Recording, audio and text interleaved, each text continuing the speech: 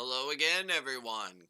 I have another battle report to give you in regards to our league, no less. Yes, the Kaiju League is already producing another battle report for my Warhammer Fantasy channel.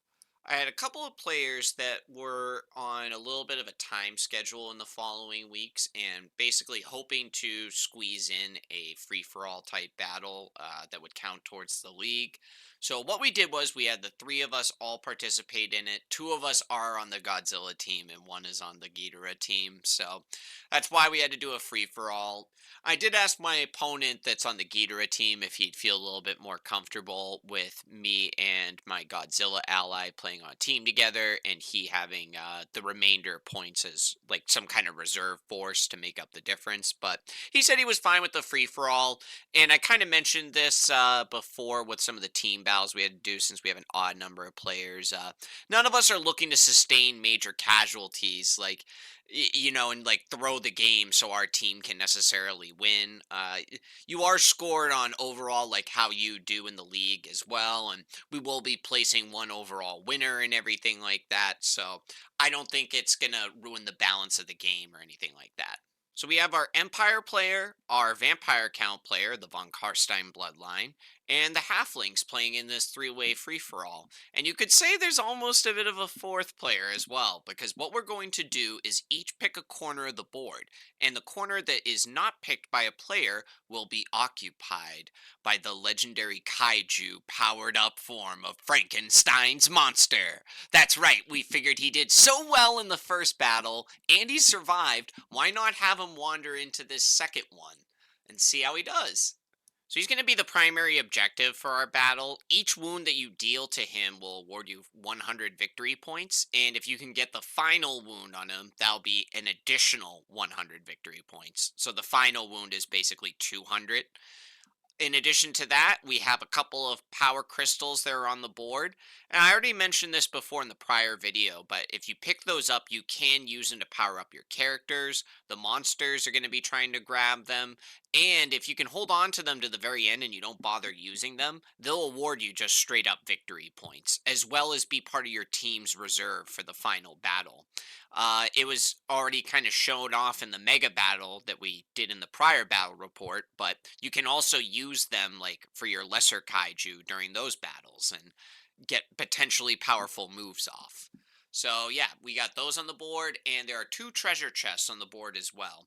Those are basically lootable objects that will allow you to roll on a loot table that we have for our campaign. That's part of the kind of Mordheim-esque additions that we added to it.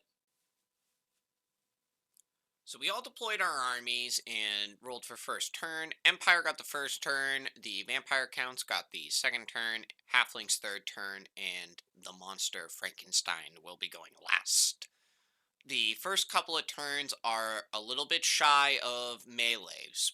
The Empire moves up, starts taking a couple of lucky shots at the Vampire Counts, does manage to pick off a couple of the crossbowmen, cause a panic test. Unfortunately, the crossbows fail, and they flee away, but they will rally on the following turn. So, it's a good thing to have range as the Vampire Counts now. The bad side is, unfortunately, some of them are susceptible to panic tests and morale because now they are corrupted living units. So, yep, pros and cons with this army list. The remainder of the Empire force, and I should say probably the majority of it, is heading towards the Frankenstein monster. His witch hunter has declared it his target of choice, and I think he like gets to re-roll wounds or something on it. So yeah, clearly declaring he's got his mind set on slaying that monster. In response to the Empire's range shenanigans, the Vampire Count conjures up a fresh unit of zombies in front of the annoying crossbowmen. Surely they will be able to deal with this threat. He might give them Hellish Vigor now or during the following turn, can't quite remember, but they will be buffed during the combat, I believe.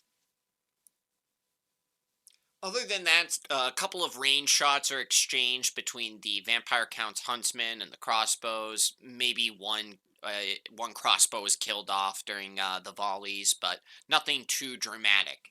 When we move on to the halfling turn, I dedicate majority of my forces towards killing that giant kaiju. It's worth a lot of victory points. Additionally, there is a power crystal near that location, so if I can get a couple of wounds on him, possibly grab that crystal, could be an easy victory for us.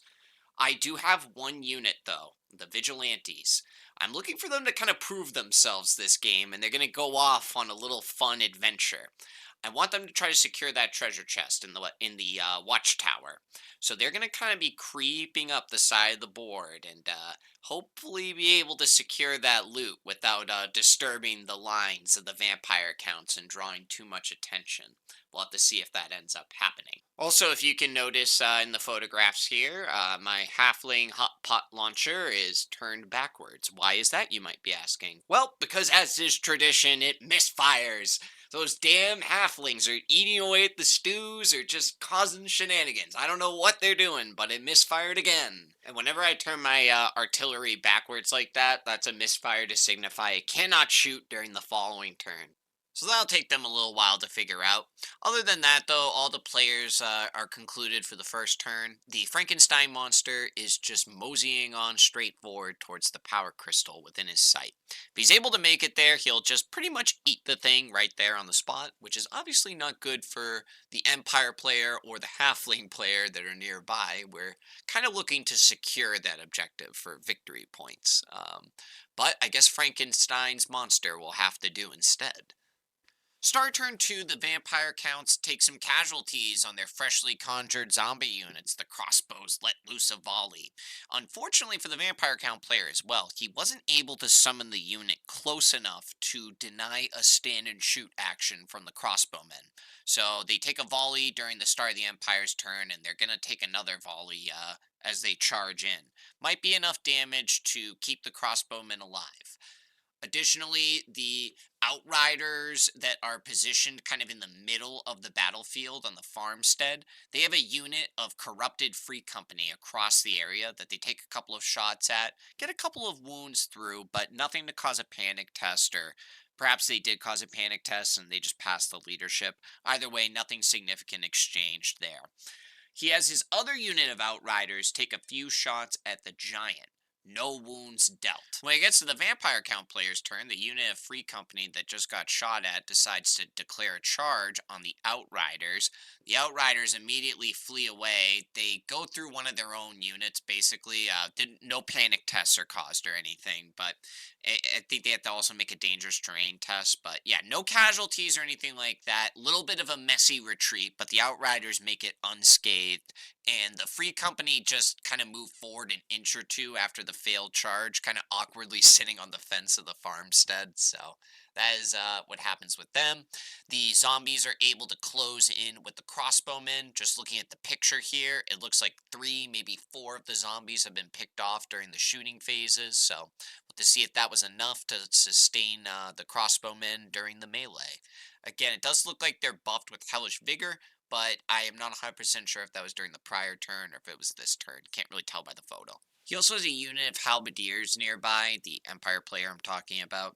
So as long as those crossbows can kind of last for one turn, I'm sure those halberdiers can get in there and support them.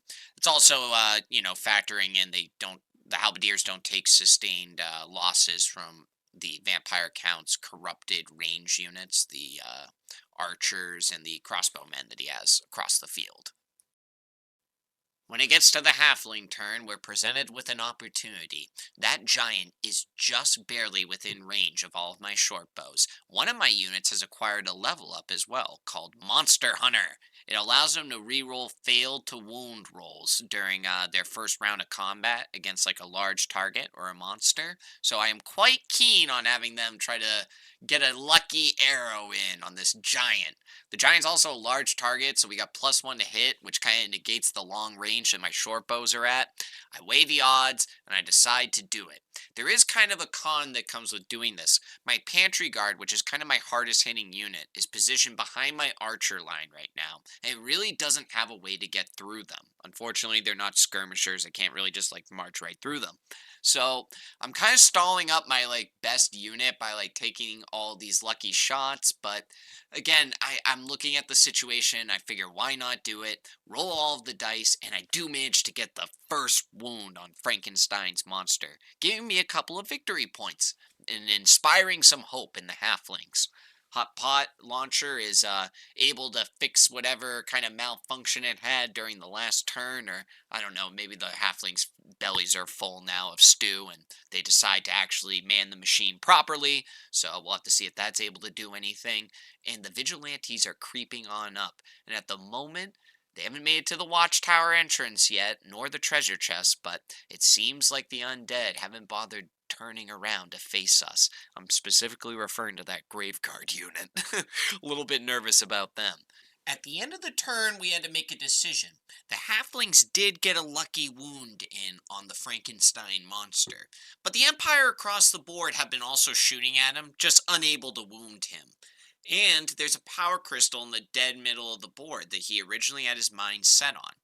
We debated how smart this creature was and the pros and cons of charging the Empire, charging the Halflings, and just going for the Power Crystal. At the end of the day, we decided what seemed fairest was to just randomize what he's going to do. So 1-2 Empire, 3-4 the Power Crystal, 5-6 go for the Halflings. And it turns out the Frankenstein monster, he's hungry for a Power Crystal. And he marched on forward and gobbled it up at the end of turn 2.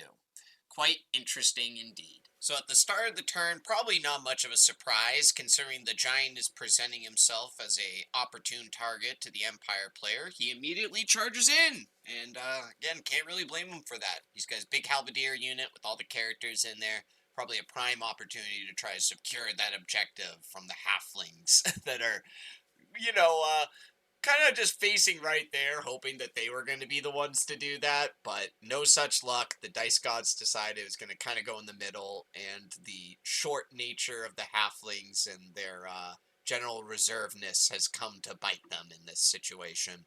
Additionally, he moves his outriders just in a perfect little position there to just light up my guys as they move up and try to get that giant. The remainder of his turn is the crossbowmen fighting the zombies. And pretty much what happens with this one is the zombies are able to charge into the crossbows. They take a couple of casualties from the stand and shoot in the prior volley, I believe. In the melee, both sides sustain some casualties, but the crossbows are able to stand strong, and the halberdiers will come in, charge the flank, finish off the zombies, and then they'll do a bit of a defensive reform, as you can see in the picture here. During the Vampire Counts player, his free company that failed the charge on the Outriders during the prior turn are going to make a successful charge into the Halberdier and character block that the Empire has already engaged with the massive Kaiju. That is going to be a spicy combat. We got 3 different parties kind of involved in that. Additionally, he will unfortunately take notice to my sneaky little halflings that are heading towards the tower, and I don't know if he's interested in securing the treasure or not, but at the very least, his crossbow levy that just rallied is going to reform and face my unit. This is kind of good for me because he isn't going to be able to shoot at me this turn, but if I decide to charge him, he's definitely going to get a stand and shoot. I have to kind of make a choice here.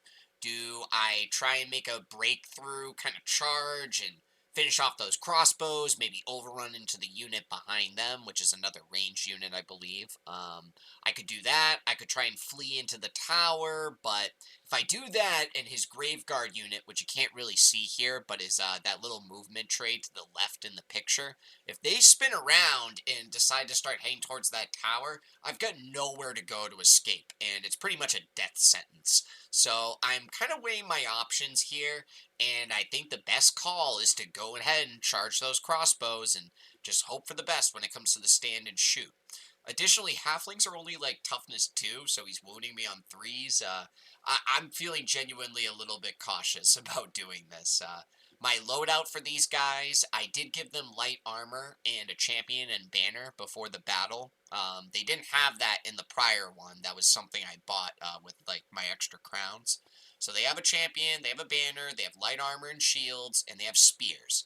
Ideally, I'd like them to have hand weapon and shield for a parry save, but no such luck. Spears aren't really going to help me in this situation. So, yep, we decide to do the charge, and I think I lose about 4 halflings to the stand and shoot volley. However, they are just brave enough. They pass the panic test caused by the shooting, make it into combat, deal a grand total of about 1 wound to the crossbowmen. However, the crossbow, I think, maybe only deal 1 wound back to us or no wounds. And the fact that we have a banner, we charged, and we have a rank is all that we needed to win that combat. And the crossbowmen fail their morale test. They flee through the unit behind them, and they don't flee off the board, meaning we cannot catch them.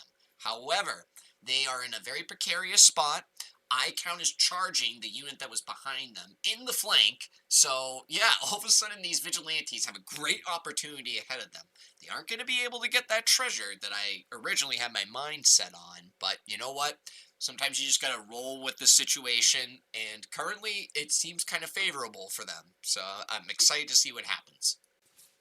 The final thing that we got to go over for this turn, and I did do this a little bit out of order on purpose, is the Empire player charged this giant at the start of their turn, and obviously they had a little bit of a combat happen there. And then the Vampire Count player charged in there, and then it proceeded to have another round of combat. So I want to go over what exactly happened here. His characters are going to deal, I want to say, like 3 or 4 wounds. Bit of a spoiler alert. His warrior priest during the second round of the combat is going to get the final wound on the Frankenstein monster. The Frankenstein monster, he decides to first cry like a baby, then he starts jumping up and down and having a temper tantrum. It does flatten about 3 or 4 of the Empire guys, which isn't that bad. But yeah, when he decided to cry and throw that temper tantrum, and you can re-roll the result with the Frankenstein monster, but we got it twice in a row. That was really kind of a death sentence for him, unfortunately. It does result, though, after all of that has happened, in the giant falling over, which is going to flatten a ton of the Empire troops. It's actually going to flatten some of the Free Company troops, because again, this doesn't happen till the second round of the combat, and just make things even more of a bigger mess. When the Vampire Count's corrupted Free Company charge into the side of the Halberdiers, they're able to deal a couple of wounds to the Halberdiers. Halberdiers turn about, get 3 wounds back on them. But yeah, after all is said and done, the giant flattens, I think, about like 5 of the Empire Halberdiers, and then a ton of the Free Company are flattened as well, and both of these units are pretty much reduced to half strength. Long story short, it was a pretty brutal combat. So now that I got no objective in front of me, I pretty much just spend all of my turn lighting up the remainder of the Halberdier unit with my halflings. The outriders that are going to take retaliation shots on me they're just too far from my range to possibly hit them, so there's nothing I can really do about that. The shots I take on the Halberdiers, though, deal a lot of damage. I'm pretty sure he is down to like 4 or 5 guys, and then just the characters left in the unit. They're pretty low on numbers. The Hot Pot is able to get its act together and will either take out 1 or 2 more of the Halberdiers or a couple of the Graveguard on the opposite side. And the Vigilantes are having a great time. The unit that they overrun into the flank, they perform pretty much just as well as they did the last time. They deal 1 wound to them. However, they don't take many wounds in retaliation. I think I actually rolled like double sixes on their armor save or something. It was really lucky. But yeah, they don't take any wounds. They deal 1 wound. They have a banner, a flank, and I think a rank as well as the charge. And they're able to crumble another unit's morale. They overrun them off the board. They finish off those crossbows.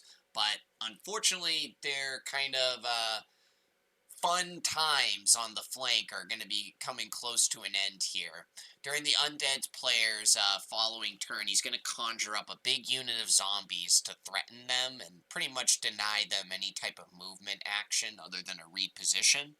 And then he will use his Skirmisher Huntsman unit to surround the backside of them. So if I do try to get away, I'm going to get lit up by a ranged unit and then probably charged in the flank anyways. So yeah, he kind of surrounds me at that point, and the fun of the Vigilantes is going to be coming to an end unless they're able to slaughter the conjured up zombie unit, which is possible. It could happen. So I mentioned that the Empire player had his Outriders kind of positioned in the back area, getting ready to lunge out and attack my Halflings when the opportunity presented itself. And I think that opportunity has arisen because his Halberdiers are in a bit of a critical spot here. They've taken a lot of damage, and either they need to do a full retreat or they need to do a full charge into the Halfling line. And I think he's leaning towards a charge because he moves his Pistolier Outrider unit up near them, soak up some fire, maybe get some retaliation shots, and soften up one of my archer units.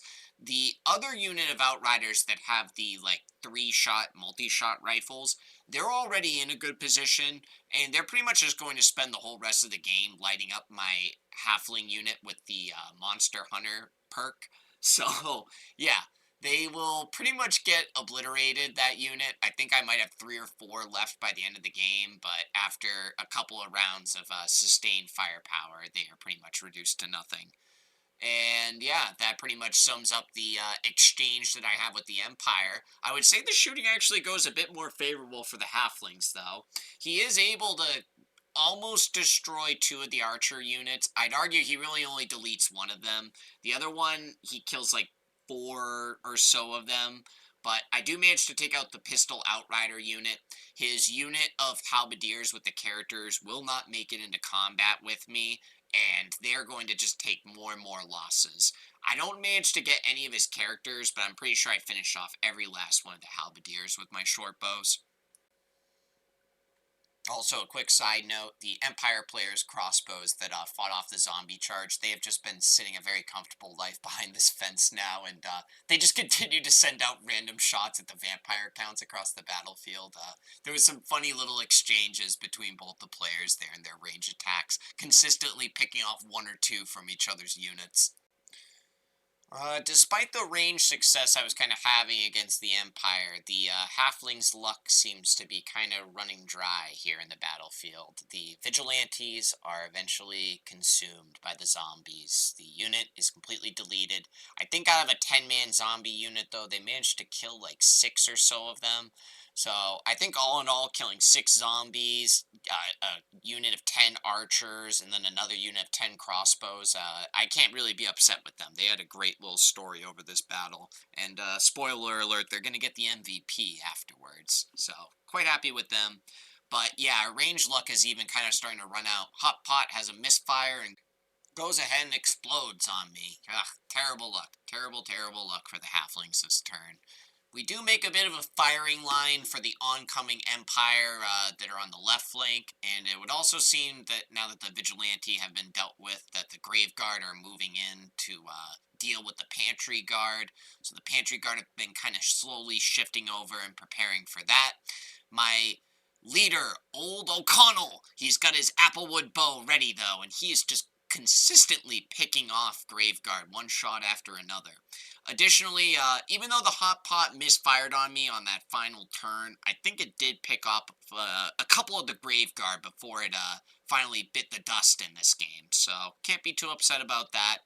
And yeah, his vampire is unfortunately a little preoccupied with trying to grab that treasure that I was after. So she's kind of unable to do too much magic shenanigans. She did summon up that unit of zombies to deal with the vigilantes and the crossbows, and she will cast, I think, one more heal spell on the Graveguard to resurrect a couple of them. So on the final turn here, the Graveguard tried to charge the Pantry Guard. I say why not stand and shoot, pick off a couple more of them, and he just rolls terrible. I think he got like 2 1s or something like that, maybe 2 2s, but it's a failed charge, and the Empire kind of just getting lit up by the halflings, and they're shooting back and forth. Really not too much happens other than a couple last casualties exchanged with volley fires. And that'll pretty much conclude this little free-for-all that we had for our league battles. Clearly a victory for the Empire. The fact that he gets 100 points per wound dealt to the Frankenstein monster means that I think he dealt 6 wounds or 5 wounds, and then one of them was the final wound. So at the minimum, he got like 600 victory points from that. I did get one of the wounds through for 100 victory points, and I probably had the most points remaining on the battlefield at the end. But the vampire count player across the board from me, not only did he nab that treasure at the very end, he also grabbed the power crystal on the opposite side of the farmstead, and that's worth like 200 victory points or something like that. So I think I actually came in last place, if we're being honest here. The vampire count came in second, and the empire came in first. Good little battle here. A lot of fun. Normally, free for alls can be a little bit messy, and one or two players kind of end up having a less than fun situation kind of present them itself during the battle. But this was honestly one of the better free for alls we've had in a long time. I don't know if it was the fact that we had the fourth kind of player, aka like the kaiju monster in the corner there, that gave us the successful free for all formula, or what. But we will be sure to take a note of it and maybe imitate this in future free for alls. Because again, normally there's always one player, maybe two, that just end up having an unfun time and getting ganged up on by the other two players in the free for all. So, yeah, I really don't think that was the case this time. You could argue I was sitting a little bit pretty, maybe halfway through this game, not taking too many casualties, but near the end there, the Empire came in full force and shot down at least one whole archer unit, and then I lost the whole vigilante unit on the other side. And then my second archer unit, again, they didn't lose the whole unit, but they took at least 4 or 5 casualties. Surprisingly, I will just say as a little bit of a final note here, afterwards when we did our injury rolls, I only got like two actual deaths out of my Deadpool. I mean, you can see the picture here. I have a huge Deadpool, and somehow I only got two actual injuries. So very minimal had to be coin had to be spent on replacing the dead for my list. Quite happy about that, and had a pretty good exploration phase as well. You'll have to see what we're purchasing for the next battle soon. That's going to wrap this one up, though, folks. Hope you enjoyed this battle report and you're finding the start of our Warhammer Fantasy League campaign thing here kind of exciting. I promise the kaiju are only going to get bigger, and when it comes time for that final battle, I'm going to have a very cool custom Ghidorah and Godzilla model to show you all, as well as a really cool set of stat lines and rules to go with them, too. So look forward to that, and yeah, stick around for the next video. It should be coming out soon. Thanks again. Have a great day. Bye bye.